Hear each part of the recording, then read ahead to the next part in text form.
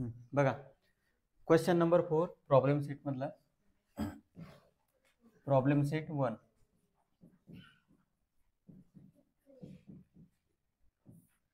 आता समजा coordinates of P on a number line is -7. P चा कोऑर्डिनेट दिलेला आहे तुम्हाला. कोऑर्डिनेट ऑफ पी, कोऑर्डिनेट म्हणजे काय, कोणत्या पॉइंटवर कोण लाईन वरती कोणत्या डिस्टन्स वरती किंवा कोणत्या पोझिशन वरती जो पॉइंट त्याला काय म्हणायचं, coordinate. Coordinate of point P किती दिलेले तुम्हाला, -7. ठीक आहे, हा -7 कोऑर्डिनेट दिलेला आहे. Find the coordinates on the point. आता कोऑर्डिनेट्स फाइंड करायचं आपल्याला, डिस्टन्स फाइंड करायचं का नाही, कोऑर्डिनेट फाइंड करायचं. डिस्टन्स कसं असतं नेहमी प्लस, कोऑर्डिनेट्स कसा असतो प्लस ए असतो किंवा मायनस ए असतो. Coordinates of the point on a number line which are distance of 8 unit. आता बघा हा -7 आहे. आता दोन केस पॉसिबल आहे. फर्स्ट केस, आता समजा डिस्टन्स घेऊ पॉझिटिव्ह साईडला. आता पॉझिटिव्ह साईडला डिस्टन्स किती घेऊ, समजा डिस्टन्स किती आहे, 8 आहे. डिस्टन्स किती येते, 8. आता पॉझिटिव्ह साईडला काय राहील, मग कोऑर्डिनेट काय येईल बघा,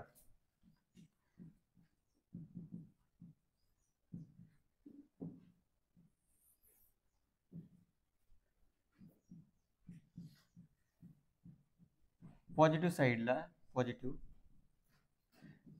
पॉझिटिव्ह आपण पहिले केस घेऊ पॉझिटिव्ह साईड. कोणती साईड, पॉझिटिव्ह साईडला काय राहील, +8 राहील. मग काय येईल, कोऑर्डिनेट काय येईल, कोऑर्डिनेट येईल तुमचा -7 + 8 म्हणजे किती येईल तो 1. ठीक आहे. आणि केस 2 मध्ये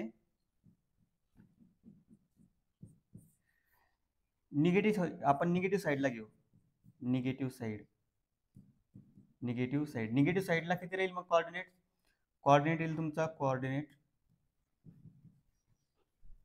हा कितीला आहे, -7. निगेटिव्ह साईडला किती येईल, -8.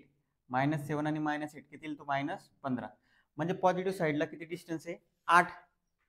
म्हणजे -7 पासून जर अशी नंबर लाईन काढली तुम्ही, सपोज हा -7 आहे, इथून जर नंबर लाईन काढली, -6 -5 -4 -3 -2 1 0 आणि 1. आता मग 1 2 3 4 5 6 7 8 म्हणजे इथे किती आला तुमचा कोऑर्डिनेट 1.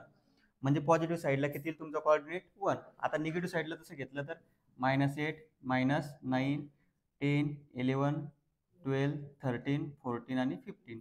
म्हणजे इकडे जर घेतलं 1 2 3 4 5 6 7 8 तर 8 युनिट डिस्टन्सवर कोणता कोऑर्डिनेट भेटून राहिला, -15. असा क्वेश्चन होता तो. समजलं, घ्या लिहून.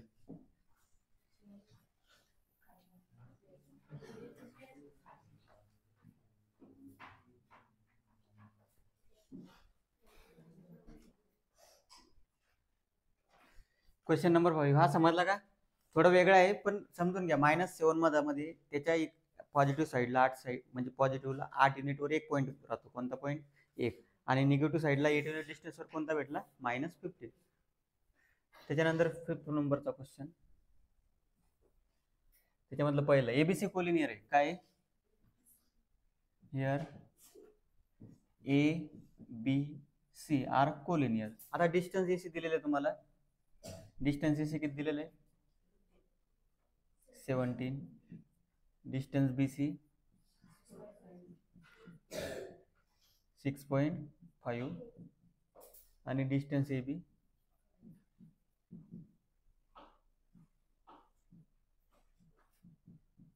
डिस्टन्स एबी काढायचं आपल्याला. कोणतं काढायचं, डिस्टन्स एबी. नाव डिस्टन्स ए आणि बी. आता डिस्टन्स एबी मध्ये बघा, हे डिस्टन्स काढायचं आपल्याला, कोणतं, एबी. हे डिस्टन्स काढायचं म्हणजे टोटल डिस्टन्स मधून हे मायनस करावं लागेल. समजलं, तेव्हा कोणतं भेटेल आपल्याला, एबी. मग टोटल डिस्टन्स किती आहे, एसी. टोटल डिस्टन्स आहे तुमचं एसी, त्याच्यामधून मायनस करा कोणतं, बीसी. 17 - 6.5 किती येतील, नक्की 10.5. डिस्टन्स एबी आलं तुमचं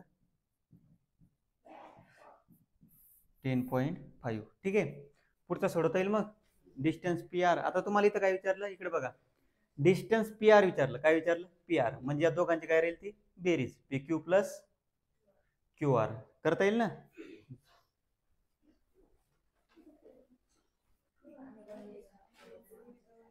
काय आन्सर याचं डिस्टन्स पी क्यू बघा सेम लिहायचं असं फक्त येईल तुमचं P Q plus Q R 3.4 आणि 5.7 दोघांची बेरीज किती येते 9.1. ठीक आहे तुम्ही सोडवायचा तो क्वेश्चन. हा आता question number 6 coordinates of a point already झालेला आहे आपला असा क्वेश्चन 6 नंबरचा कोऑर्डिनेट्स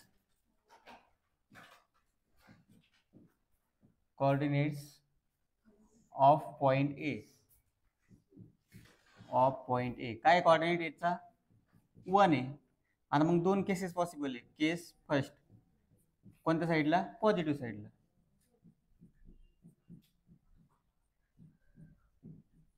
आता पॉझिटिव्ह साईडला बघा पॉझिटिव्ह साईडला किती डिस्टन्स आहे 7 मग काय कोऑर्डिनेट्स काय तो कोऑर्डिनेट काय मग 1 + 7 किती तो 8 आणि दुसरी केस निगेटिव्ह साईडला on positive side on negative side on टाकून द्यायचं फक्त ऑन निगेटिव्ह साईड ठीक आहे.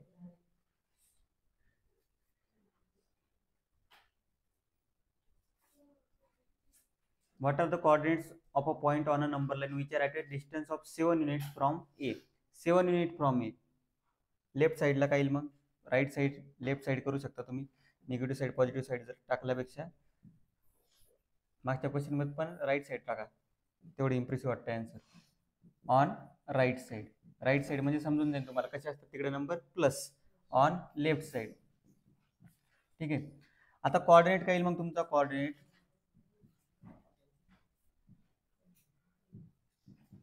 लेफ्ट साइडला किती राहील तो coordinate -7 number line at a distance from 7 units काय राहील तो -7 म्हणजे आन्सर काय येईल मग -6.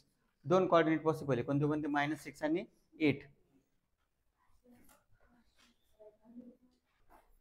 बघा आता write the following statements in conditional form मध्ये लिहायचे. कंडिशनल म्हणजे कसं मागच्या वेळेस आपण केलं होतं every rhombus is a square म्हटलेलं काय every rhombus is a square. मग कंडिशनल फॉर्म मध्ये कसं लिहितो आपण if a quadrilateral is a square then it is also rhombus.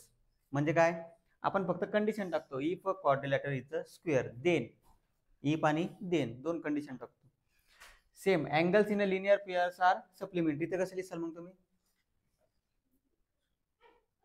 if the angles are in a linear pair they are supplementary. ठीक है.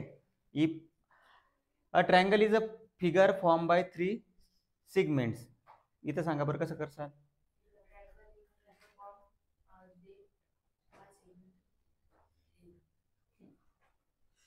सांगा आपण कसं म्हणू शकतो इफ वी जॉईन 3 सेगमेंट्स काय if we join 3 segments then the figure form is triangle. ठीक आहे आता कसं आहे याच्यामध्ये जास्त तुम्ही टाइमपास करत नका बसू याच्यामधला एखादा क्वेश्चन येईल तुम्हाला किती येईल एखादा. ठीक आहे बाकीच्या याच्यावर तुम्ही हे करून घ्या तुम्हाला माहिती आहे कसं सोडवायचं काय सोडवायचं तुम्ही कुठून सोडू शकता तेवढी गॅरंटी मध्ये बरोबर आहे ना. शाळा.com सगळी वेबसाईट माहिती आहे तुम्हाला. त्याच्यानंतर खालचं कॉन्व्हर्स उलट if the sum of measures of the angles in a figure is 180 then the figure is triangle. आता याचं उलट काय होईल if the figure is triangle उलट if the figure is triangle then the sum of all measures of angle is 180. दुसरं कोणतं घेऊ शकता if the sum of digits of the number is divisible by 3 then the number is divisible by 3. म्हणजे काय if the number is divisible by 3 then their sum is also divisible by 3. उलट converse म्हणजे काय उलट त्याच्या. antecedent खाली 9 नंबरचा question antecedent and consequent part to be proved in the following statement. आता गिवन काय दिलेलं आहे all the sides of the triangles are congruent हे दिलेलं आहे. काय म्हटलेलं त्यांनी काय म्हटलेलं आहे all the sides of the triangles are congruent. हा कोणता पार्ट आहे त्यांनी गिवन पार्ट. प्रूव्ह करायचा पार्ट कोणता आहे मग ऑल अँगल्स आर कॉन्ग्रुएंट. मग प्रूव्ह करायचा पार्ट कोणता राहील सिद्ध करायचा ऑल अँगल्स आर कॉन्ग्रुएंट. आता तुम्हाला थेरम वगैरे नव्हतं त्याच्यासमोर थेरम येईल तुम्हाला दुसऱ्या चॅप्टर तिसऱ्या चॅप्टर तेव्हा समजून जाईल थेरम कशी वापरायची थेरम बद्दल माहिती. The diagonals of a parallelogram bisect each other. आता याच्यात गिवन पार्ट कोणता आहे? पॅरालोग्राम. कोणता? पॅरालोग्राम. जर पॅरालोग्राम असेल मग प्रूव्ह काय करायचं? Diagonal bisect each other. Bisect म्हणजे दोन समान भाग करणे. काय? दोन समान भाग करणे. ठीक आहे. हे आताच बघा 7 नंबरचा क्वेश्चन, 8 नंबरचा क्वेश्चन आणि 9 नंबरचा क्वेश्चन तुम्ही फक्त लिहून घ्या कुठून तरी थोडंफार, समजलं? त्याच्यात जास्त वेळ घालू नका. आता 10 नंबरचा क्वेश्चन बघा. Draw label figure showing information in each of the following statement and write antecedent and consequent. आता फिगर काढायची आपल्याला. Draw a label figure to equilateral triangle. Equilateral triangle कसे काढतात सांगा बरं? इक्विलॅटरल ट्रायंगल म्हणजे काय? इक्विलॅटरल ट्रायंगल म्हणजे काय?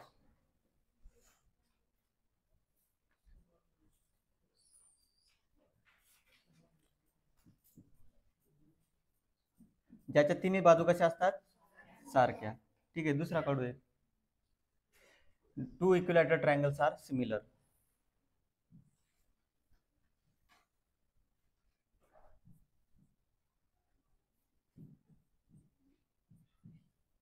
आता हे दोन इक्विलॅटरल ट्रायंगल काढले आपण. कोणते कोणते? PQR आणि ABC. आता सिमिलर वगैरे काय सेकंड नंबरच्या चॅप्टर मध्ये समजून जाईल तुम्हाला. सिमिलर कॉन्ग्रुएंट काय असतं.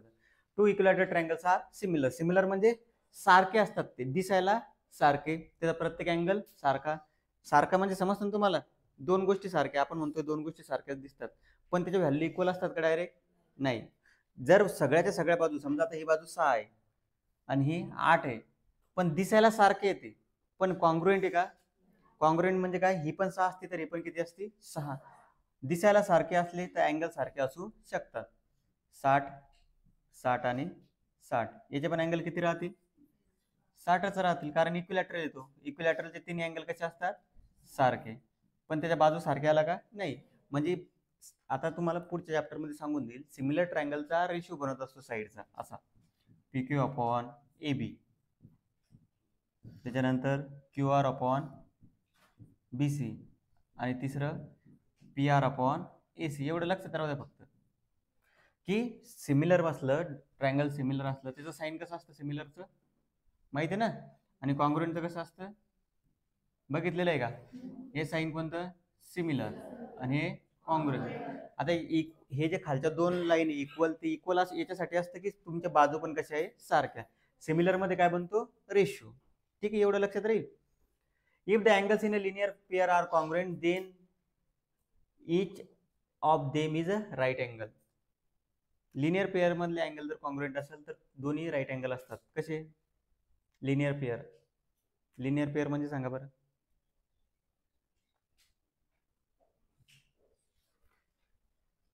हे जर दोन अँगल कॉन्ग्रुएंट असले लिनियर पेअर, दोन लिनियर पेअर मधले अँगल कसे राहतील? सारखे, 90 डिग्रीचे. किती डिग्रीचे?